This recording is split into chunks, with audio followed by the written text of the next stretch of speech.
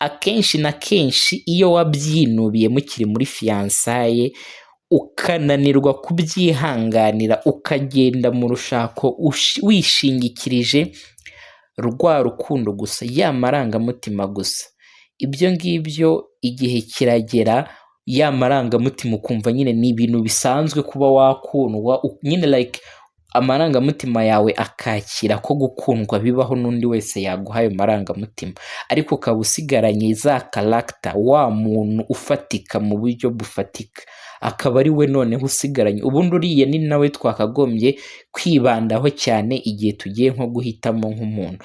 Rero iyo ibyo byose wabyirengagije, for sure ikibazo cya mbere iyo ugiye kugisha inama muri bano babihuguriwe, ikibazo cya mbere barakubaza batese ibi bintu mugikundana mutarashakana mukiri abafiyansaye warabibonaga? Guess what, uzavuga uti ibi bintu narabibonye ariko ndabyirengagiza. Ariko ikintu kiba gihari ni uko mu gihe byagenze gutyo nta kindi baba bagiye kukwigisha, ahubwo ni ukwiga kubana nabyo, ukiga kwimahoroniza, ukiga kutamubwira nabi, kutamwuka inabi kubera ko ngo yitwaye gutya cyangwa se kuriya. Bikagenda gute?